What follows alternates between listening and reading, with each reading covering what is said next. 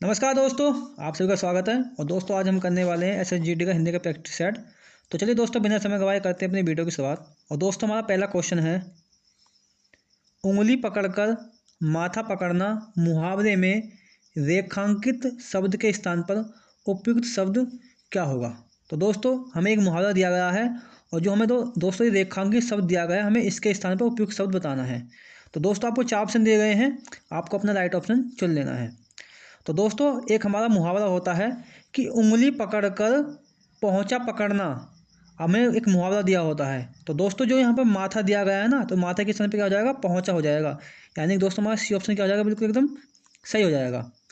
अब दोस्तों कुछ इंपॉर्टेंट मुहावरे हैं जो हमारे एग्जाम में पूछे जाते हैं। जैसे दोस्तों आपसे पूछ लेगा कि मीठी मीठी छुरी मीठी छुरी मीठी छुरी चलाना, मीठी छुरी चलाना का मुहावरे का क्या अर्थ होगा।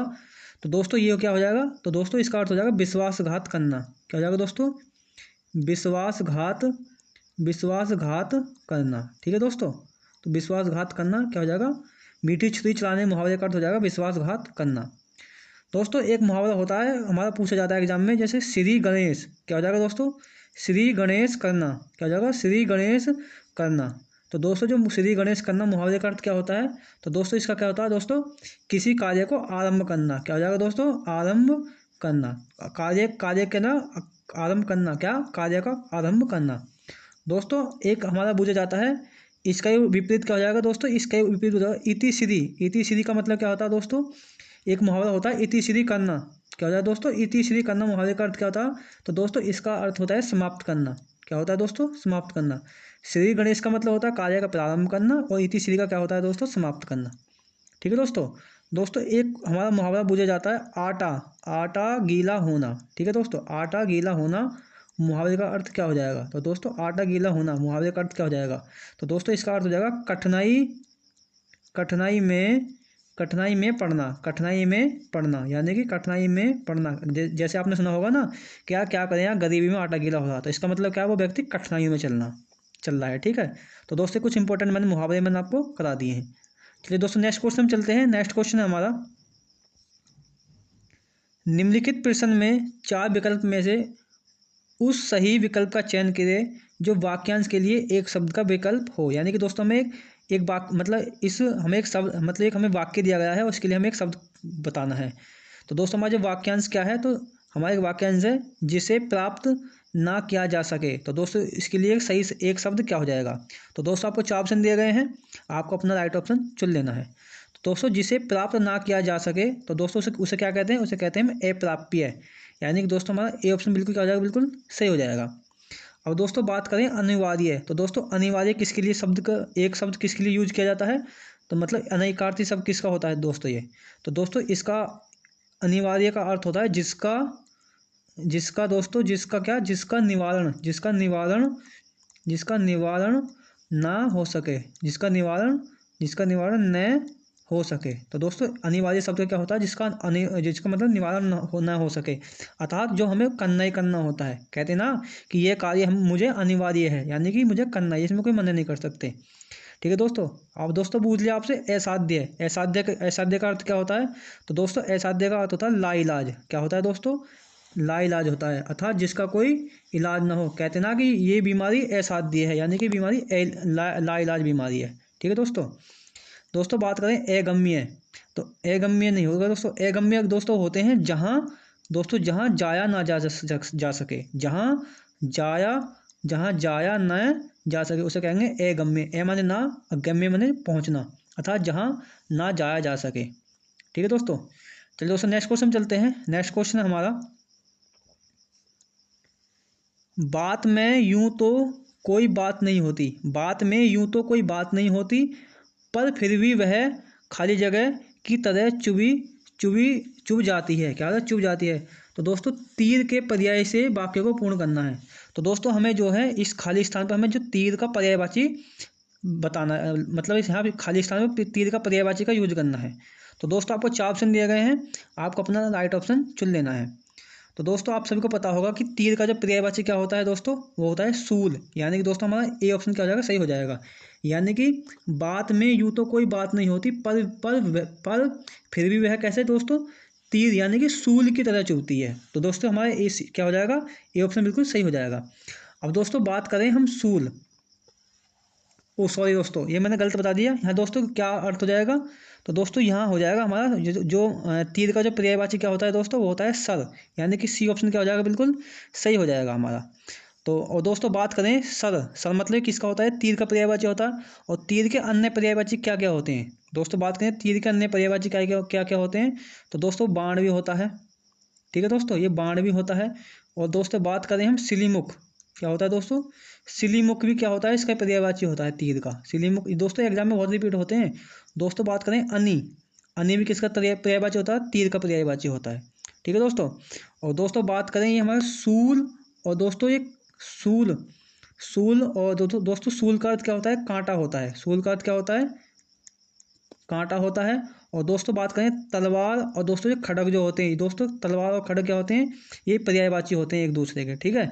और दोस्तों तलवार के पर्यायवाची पूछे जाते हैं एग्जाम में। ये तलवार के पर्यायवाची कौन कौन से होते हैं, तो दोस्तों इसका होता है असी, असी होता है, कृपाण होता है। ठीक है दोस्तों। चंद्रहास होता है, क्या होता है दोस्तों, चंद्रहास भी इसका पर्यायवाची होता है तलवार का। और दोस्तों क्या होता है, इसका करवाल होता है। और क्या होता है, करवाल होता है। तो दोस्तों ये कुछ इंपॉर्टेंट है जो मैंने पर्यायवाची आपको करा दिए हैं। चलिए दोस्तों नेक्स्ट क्वेश्चन में चलते हैं। नेक्स्ट क्वेश्चन है हमारा, निम्नलिखित प्रश्न में से चार विकल्प में से उस विकल्प का चयन करें जो कोष्टक में दिए गए शब्द के विलोम का सही विकल्प होगा। तो दोस्तों हमें एक वाक्य दिया गया है कि मैं कल ही एक उपन्यास खाली जगह पढ़ी, या मैंने कल ही एक उपन्यास पढ़ी। तो दोस्तों जो हमें उपन्यास शब्द दिया गया है, हमें इसका विलोम शब्द बताना है। तो दोस्तों आपको चार ऑप्शन दिए गए हैं, और आपको अपना राइट ऑप्शन चुन लेना है। दोस्तों ये जितने भी क्वेश्चन हैं, ये जितने PY क्विज क्वेश्चन है, ये दोस्तों एग्जाम में पिछले साल आए हुए हैं, मैं उनको ही करा रहा हूँ।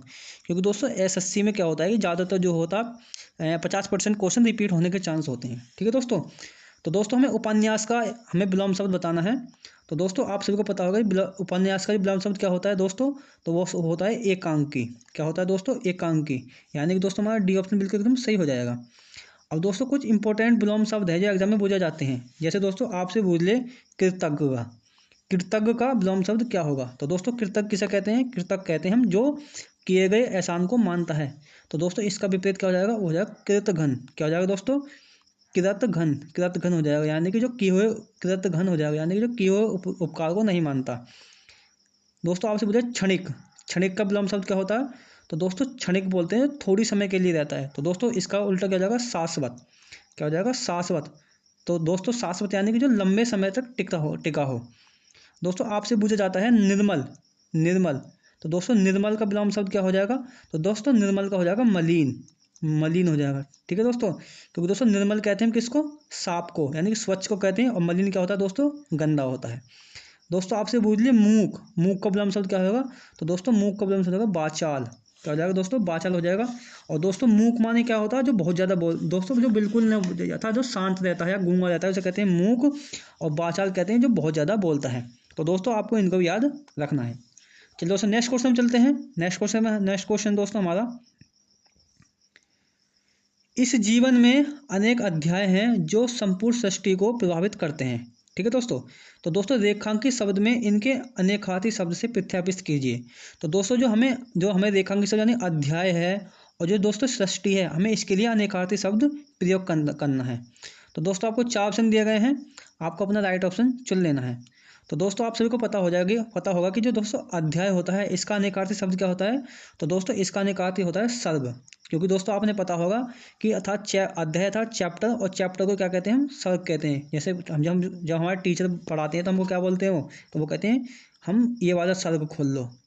ठीक है दोस्तों, आपको यानी कि हमारा सी ऑप्शन राइट हो जाएगा।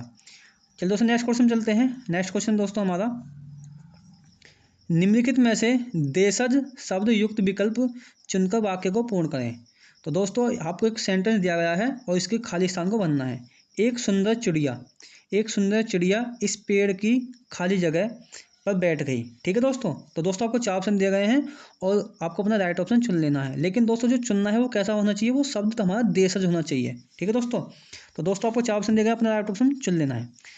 अब दोस्तों बात सबसे पहले हम बात करते हैं देशज। देशज शब्द क्या होते हैं? तो दोस्तों देशज वे शब्द होते हैं जो देश के अंदर स्थायी रूप से क्या होते हैं, पैदा होते हैं, यानी कि जो हमारे देश के अंदर हम स्वयं पैदा करते हैं। ठीक है दोस्तों, उन्हें हम देशज शब्द कहते हैं।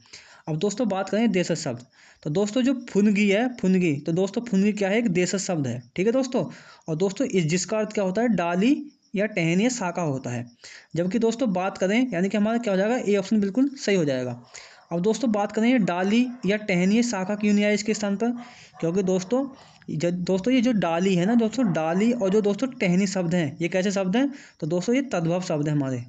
ठीक है दोस्तों, ये कैसे हैं, तद्भव शब्द हैं। और जबकि दोस्तों शाखा कैसा शब्द है, तो दोस्तों शाखा हमारा तत्सम शब्द है। कैसा शब्द है, तत्सम शब्द है। और दोस्तों उसने बूझा है क्वेश्चन में कि हमें क्या करना है दोस्तों, देशज शब्द का इस्तेमाल करना है। तो दोस्तों इसलिए हमारा क्या हो जाएगा, ए ऑप्शन बिल्कुल सही हो जाएगा। ठीक है दोस्तों, और दोस्तों बात करें तत्सम शब्द क्या होते हैं, तो दोस्तों तत्सम जो होते हैं ये संस्कृत के शब्द होते हैं। ठीक है दोस्तों, और तद्भव क्या होते हैं, तो दोस्तों संस्कृत का जो परिवर्तित रूप है वो क्या कहलाता है, हमारा तद्भव कहलाता है। इनको भी आपको याद रखना है। चलिए दोस्तों नेक्स्ट क्वेश्चन चलते हैं। नेक्स्ट क्वेश्चन दोस्तों हमारा, दिए गए वाक्य में निरर्थक शब्द ज्ञात कीजिए। तो दोस्तों आपको एक सेंटेंस दिया गया है कि लाइब्रेरी से किताब लाकर दीजिए। तो दोस्तों यहाँ किताब नहीं होगा, ये थोड़ा गलत है। ये सेंटेंस में गलत हो गया क्योंकि टाइपिंग एरर हो गई है, क्योंकि वो सही फॉन्ट को ही पकड़ता है। तो दोस्तों वहाँ किताब नहीं था, वहाँ पर क्या था दोस्तों, वहाँ पर था फिताब। ये क्या था, ये फिताब था, फिताब। ये किताब नहीं था, फिताब था। तो दोस्तों वहाँ जो एग्जाम में जो क्वेश्चन दिया गया था वो था लाइब्रेरी से फिताब लाकर दीजिए। तो दोस्तों जब इतने निरर्थक शब्द बनेगा तो इसके स्थान पर पूछा था कि किसमें सार्थक शब्द क्या होगा, तो दोस्तों ये किताब हो जाएगा यहाँ, यानी कि हमारा क्या हो जाएगा, बी ऑप्शन बिल्कुल एकदम सही हो जाएगा। ठीक है, यानी कि फिताब दे रखा था वहाँ पे ये वाला, लेकिन हमारा सही ऑप्शन क्या हो जाएगा, किताब हो जाएगा। चलिए दोस्तों नेक्स्ट क्वेश्चन चलते हैं। नेक्स्ट क्वेश्चन दोस्तों हमारा, कामायनी उच्च कोटि का महाकाव्य है। ठीक है, उपयुक्त अशुद्ध वाक्य से शुद्ध रूप का चयन कीजिए। तो दोस्तों ये कामायनी उच्च कोटि का महाकाव्य, ये हमें एक वाक्य दिया गया है और इसमें हमें चेक करना है कि किस वाक्य, ये मतलब वर्तनी संबंधित क्वेश्चन है।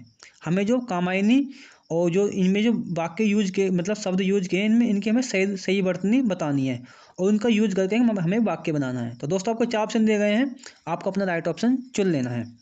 तो दोस्तों जो कामायनी है ना, ठीक है दोस्तों, ये कामायनी भी गलत शब्द है, ये सही फॉन्ट पकड़ रहा है। ये कामायनी इस प्रकार नहीं था वहाँ पर, ये गलत था। ये क्या था, इस प्रकार था, कामायनी था इस प्रकार शब्द था वहाँ पर। और दोस्तों ये कोटि शब्द, जो कोटि इस प्रकार नहीं था, ये कैसा था, जो वाक्य में जो कैसा था, ये कोटि इस प्रकार था, इस प्रकार था। ठीक है, जबकि दोस्तों यहाँ पे जो है सही शब्द बना हुआ, यानी कि इसमें ए ऑप्शन बिल्कुल सही हो जाएगा। वहाँ पे कामायनी इस प्रकार लिखा दिया था, ये गलत दिया गया था, जबकि इसका सही शुद्ध रूप ये होता है। और दोस्तों वहाँ कोटि दिया गया था, कोटि का शुद्ध रूप क्या होता है, ये वाला होता है। ठीक है, यानी कि ए ऑप्शन हमारा बिल्कुल क्या हो जाएगा, सही हो जाएगा। अब दोस्तों कुछ इंपॉर्टेंट हमारी वर्तनी है, कुछ हमारी इंपॉर्टेंट मतलब वर्तनी जो एग्जाम में पूछी जाती हैं। जैसे दोस्तों आपसे पूछ लेगा जैसा आपसे पूछ लेगा द्वार का, तो दोस्तों द्वार का पूछ लेगा आपसे, यानी कि द्वार का किस प्रकार लिखा जाता है, हमारा द्वार का इस प्रकार लिखा जाता है। ठीक है दोस्तों, लेकिन कुछ लोग कैसे लिखते हैं द्वारका को, इस प्रकार लिखते हैं द्वारिका, जो कि बिल्कुल एकदम गलत होता है। ठीक है दोस्तों, द्वारका इस प्रकार लिखा जाता है हमारा। ठीक है, द्वारका यही सही शब्द है। दोस्तों आपसे पूछेगा मिष्ठान, मिष्ठान किस प्रकार लिखा जाता है भैया, तो मिष्ठान आदि इस प्रकार लिखा जाता है, मिष्ठान आदि ने इस प्रकार लिखा जाता है। ठीक है, आपसे पूछ ले बारात, तो दोस्तों बारात शब्द किस प्रकार लिखा जाएगा सही, तो इस प्रकार लिखा जाएगा, लेकिन लिखते कैसे हैं ज़्यादातर, ऐसे लिखते हैं बारात, जबकि दोस्तों क्या होता है, वो गलत होता है। ठीक है दोस्तों, आपसे पूछ लेगा शुद्धिकरण, क्या हो जाएगा दोस्तों, शुद्धिकरण, तो दोस्तों शुद्धिकरण किस प्रकार लिखा जाएगा, इस प्रकार लिखा जाएगा। दोस्तों आपसे पूछेगा साप्ताहिक, साप्ताहिक, साप्ताहिक किस प्रकार लिखा जाएगा, इस प्रकार लिखा जाएगा। ठीक है, आपको इन वर्तनी को भी दोस्तों याद रखना है। चलिए दोस्तों नेक्स्ट क्वेश्चन चलते हैं हमारा। नेक्स्ट क्वेश्चन दोस्तों हमारा, निम्नलिखित प्रश्न में 4 विकल्प में से उस विकल्प का चयन करें जो रिक्त स्थानों के लिए सही शब्द का विकल्प हो। तो दोस्तों ये हमारा एक वाक्य दिया गया है और दोस्तों हमें क्या करना है, हमें इसमें खाली स्थान में उचित शब्द का यूज करना है कि मानव एक विवेकशील खाली जगह प्राणी है। तो दोस्तों आपको 4 ऑप्शन दिए गए हैं, आपको अपना राइट ऑप्शन चुन लेना है, यानी कि हमें खाली स्थान में उपयुक्त मतलब उचित से उचित शब्द का यूज करना है। तो दोस्तों आप सभी को पता होगा कि मानव एक विकासशील और चिंतनशील प्राणी है, यानी कि दोस्तों ए ऑप्शन बिल्कुल हमारा क्या हो जाएगा, सही हो जाएगा। ठीक है दोस्तों, चलिए दोस्तों नेक्स्ट क्वेश्चन चलते हैं। नेक्स्ट क्वेश्चन है हमारा दोस्तों, नेक्स्ट क्वेश्चन हमारा, तो दोस्तों ये वाला क्वेश्चन जो है ये किससे दिया गया है, तो दोस्तों ये रेखांकित शब्द पे हमें रेखांकित शब्द जो दिया गया है ना दोस्तों, इसके स्थान पर हमें सर्वोच्च विकल्प का चुनना है। तो धर्म के कार्यों में सहयोग करना चाहिए, तो हमें इसके स्थान पर एक उपयुक्त विकल्प चुनना है। तो दोस्तों आपको 4 ऑप्शन दिए गए हैं, आपको अपना राइट ऑप्शन चुन लेना है। तो दोस्तों हमें धर्म के कार्यों में सहयोग करना चाहिए, तो इसके जो धर्म के कार्य है ना दोस्त, धर्म, तो इसके साथ क्या होगा, धार्मिक, यानी कि धार्मिक कार्यों में हमें सहयोग करना चाहिए, यानी कि दोस्तों ए ऑप्शन बिल्कुल हमारा सही हो जाएगा। चलिए दोस्तों नेक्स्ट क्वेश्चन चलते हैं। दोस्तों नेक्स्ट क्वेश्चन है हमारा, निम्नलिखित प्रश्न में से 4 विकल्प में से उस विकल्प का चयन करें जो रिक्त स्थान के लिए सही पुल्लिंग वाला वाक्य हो। तो दोस्तों आपको 4 ऑप्शन दिए गए हैं, और दोस्तों हमारा वाक्य दिया गया है, हमें इसमें पुल्लिंग शब्द का यूज करना है। हमें चावल दाल, ये हमारा वाक्य दिया गया है, और दोस्तों हमें पुल्लिंग शब्द का यूज करना है, हमें खाली जगह में हमें चावल दाल के साथ खाली जगह खाना चाहिए। तो दोस्तों आपको 4 ऑप्शन दिए गए हैं, और आपको अपना राइट ऑप्शन चुन लेना है। तो दोस्तों हमें चावल दाल के साथ क्या, घी खाना चाहिए। तो दोस्तों घी जो है हमारा कैसा शब्द है ये, तो दोस्तों घी जो हमारा कैसा है, पुल्लिंग शब्द है, यानी कि दोस्तों ये ऑप्शन हमारा बिल्कुल सही हो जाएगा। जबकि ये बाकी शब्द कैसे हैं दोस्तों, हमारे ये सब बाकी शब्द हमारे स्त्रीलिंग हैं। कैसे शब्द है, स्त्रीलिंग है, बाकी सब क्या है दोस्तों, स्त्रीलिंग है। तो यानी कि हमारा ए ऑप्शन बिल्कुल सही हो जाएगा। अब दोस्तों इस प्रकार के ही क्वेश्चन आते हैं SSGD में, आप सभी को पता होगा, और दोस्तों ये प्रीवियस क्वेश्चन करा रहा हूँ। ठीक है दोस्तों, अब दोस्तों कुछ इंपॉर्टेंट हमारे जो मतलब पुल्लिंग स्त्रीलिंग एग्जाम में वो जाते हैं। तो दोस्तों मैं एक माइल लिख देता हूँ पुल्लिंग, एक माइल पुल्लिंग लिख देता हूँ, और एक माइल क्या लिखता हूँ दोस्तों, स्त्रीलिंग। अब दोस्तों जितने भी मैं ये बताऊंगा आपको, ये एग्जाम में रिपीट हुए क्वेश्चन है, ठीक है, इनको भी ध्यान रखना है। जैसे दोस्तों आपसे बोलिए दाता, दाता का एक पुल्लिंग शब्द है, तो इसका स्त्रीलिंग क्या हो जाएगा, तो दोस्तों इसका स्त्रीलिंग हो जाएगा दात्री। ठीक है दोस्तों, आपसे बोलिए सम्राट, तो दोस्तों सम्राट का स्त्रीलिंग क्या हो जाएगा, तो दोस्तों सम्राट का स्त्रीलिंग हो जाएगा सम्राज्ञी। क्या हो जाएगा दोस्तों, सम्राज्ञी हो जाएगा। क्या हो जाएगा, सम्राज्ञी हो जाएगा। जैसे दोस्तों आपने पद सुना होगा कि 1858 की जब 1857 क्रांति खत्म हो जाती है, तो 1858 का एक्ट आता है। तो उसमें क्या होता है कि जो ब्रिटेन की महारानी है उसको क्या बना देता है, भारत की क्या बना देते हैं, उसको सम्राज्ञी बना देते हैं। ठीक है, जैसे दोस्तों आपसे बोलिए विधुर, तो दोस्तों विधुर क्या एक पुल्लिंग शब्द है, तो इसका स्त्रीलिंग क्या हो जाएगा, तो दोस्तों विधवा हो जाएगा। ठीक है, क्या हो जाएगा, विधवा हो जाएगा। दोस्तों विधु कहते हैं जिसकी पत्नी मर गई हो, और विधवा से कहते हैं जिसका पति मर गया हो। ठीक है दोस्तों, आपसे पूछ लिया कमल, कमल का स्त्रीलिंग क्या हो जाएगा, तो दोस्तों कमल का स्त्रीलिंग कमलिनी हो जाएगा। ये बहुत रिपीट होता है, मतलब थोड़ा सा मतलब क्या हो जाएगा, थोड़ा गलत लिख दिया मैंने, तो क्या हो जाएगा, कमलिनी हो जाएगा। ठीक है, क्या हो जाएगा, कमलिनी हो जाएगा। क्या हो जाएगा, कमलिनी हो जाएगा। ठीक है, तो थोड़ा एडजस्ट कर लेना। ठीक है दोस्तों, इनको भी आपको याद रखना है। चलिए दोस्तों नेक्स्ट क्वेश्चन चलते हैं। नेक्स्ट क्वेश्चन दोस्तों हमारा, संस्कृत शब्द राजन का शुद्ध स्त्रीलिंग रूप है। तो दोस्तों आपको 4 ऑप्शन दिए गए हैं, आपको अपना राइट ऑप्शन चुन लेना है। तो दोस्तों जो राजा है, ये राजन शब्द है, ये क्या है दोस्तों, ये संस्कृत में है। ठीक है, अब दोस्तों जो राजन है, तो इसका दोस्तों स्त्रीलिंग बताना हमें। तो दोस्तों ये राजा का जो संस्कृत रूप है, यानी कि संस्कृत है ना, तत्सम रूप है ये। ठीक है, अब दोस्तों जब संस्कृत रूप में दिया है, तो इसका क्या हो जाएगा, स्त्रीलिंग में इसके स्त्रीलिंग में क्या जाएगा दोस्तों, संस्कृत रूप में जाएगा। तो दोस्तों जो राजन है ना, इसका जो स्त्रीलिंग क्या हो जाएगा दोस्तों, तो इसका हो जाएगा राज्ञी। क्या हो जाएगा दोस्तों, राज्ञी हो जाएगा। क्योंकि दोस्तों राजन का तद्भव क्या हो जाएगा, राजा होता है। तो दोस्तों जो राजा क्या तद्भव क्या होता है, राजा होता है। वैसे ही दोस्तों जो राज्ञी है ना, राज्ञी, तो दोस्तों राज्ञी का भी तद्भव क्या हो जाएगा, तो दोस्तों वो रानी ही होता है। तो यानी कि हमारा क्या हो जाएगा दोस्तों, राज्ञी। दोस्तों इसमें ऑप्शन में नहीं दिया गया है, ठीक है, ये गलत हो जाएगा।